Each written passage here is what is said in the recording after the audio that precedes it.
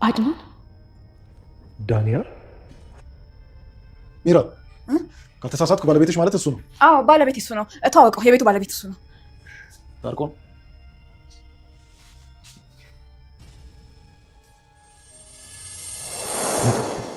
እኔ ፍቅር ዛሬ ምን ሆነሽብኝ ነው? ልክ አይደለሽም እኮ ፍቅር የሆነ ነገር ልነግርህ እፈልጋለሁ። ምንድን ነው? ነገርኛ። መቼስ ደስ የሚል ነገር መሆን አለበት። ላገባ ነው። ምን ማለት? እኔስ ማንን? ሰምተኛል አድናን። አግብቶ ውጭ የሚወስደኝ ሰው አግኝቻለሁ። የኔ ፍቅር እኮ አፈቅርሻለሁ። አታፈቅሪኝም ነበር ማለት ነው? ከልቤ አፈቅርሃለሁ። እናስ በጣም አፈቅርሃለሁ። ግን በቃ ግዴታ አግብቼው መሄድ አለብኝ። ለሰርጌ እንዳትቀርሽ እጠብቅሃለሁ።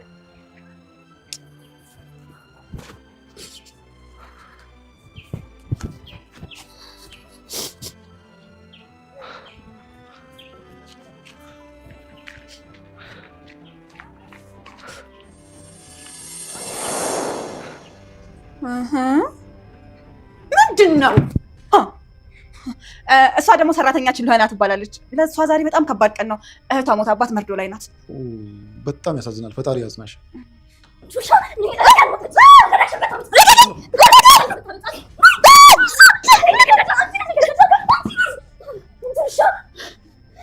እስኪ ምንድን ነው እሱ?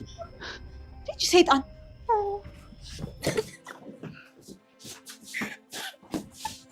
የኔ እባክሽ ተረጋጊ። እንዴት ነው መረጋጋው? እህት ያልሞተችም የሆነ ቦታ ደብቃ። ሰላም እንዴት ናችሁ? ውድና የተከበራችሁ የቻናሌ ተከታታዮች እንደምን አላችሁ? ዛሬም በልኋና ድራማ መጥተናል። ልኋና ድራማ እጅግ አዝናኝና እንዲሁም ትምህርት አዘልም ስለሆነ ትምህርት እንደምትወስዱበትም ተስፋ አደርጋለሁ። እናም እንደተለመደው ላይክ፣ ሼር፣ ኮሜንት እያደረጋችሁ አበረታቱኝ።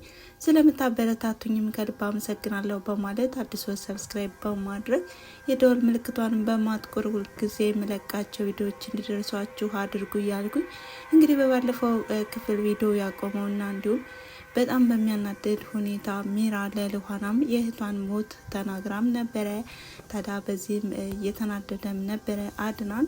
እንግዲህ ዛሬ በእለቱም እንግዲህ በጣም በሚያናድድ ሁኔታም ሚራ ባለቤቷን ሮቤል ነው በማለትም በመዋሸት የሸጠችለትን እንግዲህ ሰውዬም የቤቱ ባለቤት ከነሚስቱ መጥቶም አድናንን አስደንግጦታል ማለት ነው። ይሄም እንግዲህ ብዙ ነገሮችን ዋሽታ ደራርባም የሸጠችለትን ሚራ ሳያውቃትም በአሁኑ ሰዓትም ባለቤትሽ ማን ነው እንዴት ነው በማለትም ሲያፋጥጣትም አድናንን ባለቤቴ ነው ደግሞም ልኋናን ሰራተኛዋ ናት በማለትም እንግዲህ በጣም በሚያናድድ ሁኔታ አሁንም ከሀዘኗ ላይ ሀዘን እየጨመረችባት ትገኛለች። ተንኮለኛዋ ሚራም ከልኋና ራስ አልወረደችም። በእህቷ ሞት እንኳን ትንሽ ሀዘኔታ እንኳን አልተሰማትም ማለት ነው። ይህንም ተከትሎ ቤቱን እየገዛው ሰውዬም ግራ ገብቶታል። ሮቤል ማለት አንተነህ በማለትም ሲጠይቀውም አድናንም ግልጹን አልተናገረም። እኔ ሮቤል አይደለውም አድናን ነኝ በማለትም እንግዲህ ሁሉንም ነገር ለመናገር አልቻለም። ምክንያቱም ልኋና ሀዘን ላይ ናት። በዛ ላይ ደግሞ ሁኔታው በጣም ግራ ገብቶታል ማለት ነው። እንዲሁም የሚራ ክህደትና አይና ወጣነትም በጣም እየጎላ ስለመጣ አድናን የሚያደርገው የሚጨብጠው ጠፍቶበታል። በዛ ላይ ደግሞ የድሮ ፍቅረኛው ወደ ውጭ ሀገር አግብታ እንደሄደችም በትውስታም እንግዲህ ሲያስታውሱም ነበረ። ታዲያ በዛን ሲያፈቅራትና እንዲሁም ሲወዳት የነበረችው ሚስቱ ዛሬ ቤቱን ገዝታ ስለተከሰተችም በጣም ግራ ገብቶታል ማለት ነው። ይህንም የተመለከተችው የድሮ ፍቅረኛዋ እንግዲህ በጣም ግራ ገብቷታል ማለት ነው። እንዴ አድናን ተቀይረሃል፣ አምሮብሃል በማለትም እንግዲህ ጠጋ ጠጋ እያለች ነው። ነገር ግን አድናንም ቢሆን የኔንና ያንችን ግንኙነት የቀደም ህይወታችንን ማንም ሰው ሊያውቅ አልፈልግም በማለትም እንዲሁ ያ የነበረው አድናንና እንዲሁም የዛሬው አድናን አንድ አይደለም፣ ልትጠቂኝና እንዲሁም የድሮንም ልታስታውሽብኝ አልፈልግም በማለትም ጥሩ ፊትም አልሰጣትም። ነገር ግን የድሮ ፍቅረኛው እንግዲህ ጠጋ ጠጋ እያለችም ነው። እንግዲህ ምን ይፈጠር ይመስላችኋል? በዚህ ድራማ ላይ በጣም አዳዲስ ነገሮች እየተከሰቱ መጥተዋል። ሌላው ይቅር የአድናን ሁኔታም ሁሉ ነገር የተደበላለቀበት ቤቱን የገዛው ሰውም ግራ ገብቶታል። በአሁኑ ሰዓትም ከዚህ ቤት የሆነ ድራማ እየተሰራና እንዲሁም ሁሉም ነገር የተደበላለቀ ነገር አለ። በዛ ላይ ደግሞ ቤታችን የራሳችን ህይወት መምራት አለብን በማለትም እንግዲህ ለሚራም እያወራትም ነበረ። አድናን ትክክል እንዳልሆነና እንዲሁም ጤነኛ እንዳልሆነም ሁሉንም ነገር እየነገራት ነው። እንግዲህ ሚራም ቢሆን በውሸት ላይ ውሸት እየጨማመረችና እንዲሁም አንዳንድ ነገሮችን ማለባበስም እየሰጠች እያለፈችው ነው። ይህንም ተከትሎ ልኋና እንዴት ሰራተኛ ልትሆን ትችላለች? ሰራተኛ ናት ከተባለች እንዴት ባለቀዋ ላይ እጇን ታነሳለች? በማለትም ጥያቄ ፈጥሮባቸዋል። ነገር ግን ያልተፈታ ቋጠሮ እንዳለና እንዲሁም የተደበቀ ነገር እንዳለ ራሳቸውም ከንግግራቸውም እያወሩ ነው ማለት ነው። እንግዲህ ይህንም አስመልክቶ ልኋናም ቢሆን በሚራ ላይ በጣም እርር ቅጥል ብላለች። የኔ እህት ልትሞት አትችልም፣ የሆነ ቦታ ደብቃት እንጂ የእውነትም ሞታ አይደለም በማለትም ጸጉሯን ነበረ አንቃ ስታንጨረጭራት የነበረ። ታዲያም የሆነ ሳይጣን መንፈስ አለባት እንጂ እንደዚህ ጤነኛ ስላልሆነች ነው በማለትም ለእንግዶችም እያለባበሰችና እንዲሁም ልኋና ጤነኛ እንዳልሆነችም እየተናገረች ነው። ይሁን እንጂ በዚህ ሰዓትም አድናንም ዝምታውን ነው የሰበረው። ምክንያቱም በአሁኑ ሰዓትም ሁሉንም ነገር ድብልቅልቅ ብሎበታል። ነገር ግን ሚራንም ቢሆን ለምንድን ነው ለእንግዶቹ ልኋናም ሰራተኛ ናት ብለሽ ያስተዋወቅሽብኝ በማለት ማንቋትም ነበረ። ታዲያ ይህን የተመለከተችው በድንገትም የድሮ ፍቅረኛውም ነበረ ዘው ብላ የገባችባቸው። እንግዲህ ሚራም ቢሆን የፍቅር ጨዋታ እንደሚጫወቱና እየተቀላለዱ እንደሆነም አለባብሰዋለች። ነገር ግን አይኗን የጣለችው የድሮ ፍቅረኛው የአድናንም ቢሆን ሁሉንም ነገር አሁንም ለማበላሸት እየአጤነች ነው ማለት ነው። ምክንያቱም አድናን ድሮ ታፈቅረውና እንዲሁም ተወደው ስለነበረ አጋጣሚ የሆነ ስለሆነ እንጂ ወደ ውጭ ሀገር የሄድኩት በማለትም ሁሉንም ነገር አሁንም ሀሳቧንም ከአድናን ላይ አልጣለችም። እንግዲህ ምን ይፈጠር ይመስላችኋል? በአሁኑ ሰዓትም አድናን የሚያፈቅራት ልኋናንን ነው።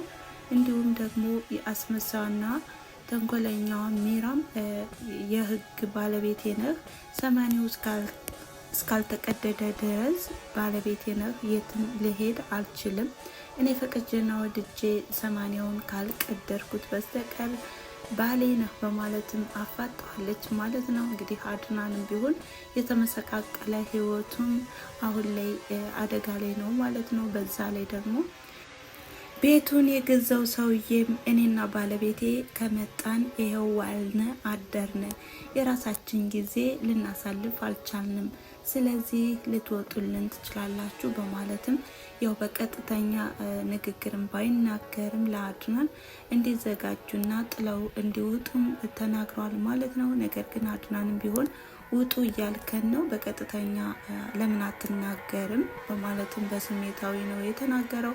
ታዲያ ይህንም እንግዲህ በላይ ላይ የተሸጠበት ቤቱም አሁን ላይ አድናን ልኋናን ይዞ ወደ ጎዳና ነው የሚወጣ ማለት ነው። ይህንንም የተመለከተችው ሚራም ቢሆን ምን አይነት ጣጣ ነው የገባውት እያለችን እንግዲህ ሀሳብ ተውጣለች ማለት ነው።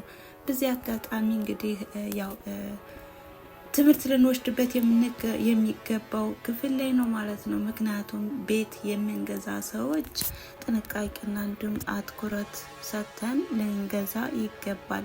የት ነው እንዴት ነው ባለቤቷ ብለን ማጤንና እንዲሁም ከኋላ ያለውን ነገር በቃ ማገናዘብ ይገባል ባይ ነኝ። አሁን ላይ ሚራ በባለቤቷ ላይ ቤት ሸጣ በዛ ላይ ደግሞ በወንድሙ ማለት ነው እና በጣም ነው የሚያስጠላው። እንግዲህ ይሄ ድራማ ቢሆንም በእውነታው ዓለምም ምን ያህል ሰዎች እንደሚጭበረበሩና እንዲሁም በውሸት ተደልለው በቃ ቤት አገኘን ብለው ዘው ብለው ገብተው እንደገና ሌላ ጣጣ መኖሩን ሳያውቁ የሚሸወዱ ሰዎች አሉ። በአሁኑ ሰዓት እነዚህ ቤቱን ገዛ ነው ያሉት ሰዎችም አሁን ላይም እነሱም ፈተና ላይ ናቸው ማለት ነው። ምክንያቱም የ80 ባሏ አድናን ነው። ነገር ግን የውሸት ባሌ ነው ብላ እንግዲህ ያው የሸጠችውን በሮቤል አስመስላ ነው። አሁን ላይ አድናን መክሰስና እንዲሁም የድርሻውን መካፈል ስላለበት አሁን ላይም ቤት የገዙት ሰዎችም አደጋ ላይ እንደሆኑም ያሳያል ማለት ነው። እንግዲህ በቀጣይ ቪዲዮ በምን አይነት መንገድ ይመጡ የሚለውን የምናይና የምንመለከት ይሆናል ማለት ነው። እናንተም ሀሳብ አስተያየታችሁን በኮሜንት መስጫ ላይ አስቀምጡ እያልኩኝ ስለተከታተላችሁኝና አብራችሁ ስለቆያችሁ ከልብ አመሰግናለሁ በማለት በቀጣይ ቪዲዮ እስከምንገናኝ ድረስ ባይ ባይ።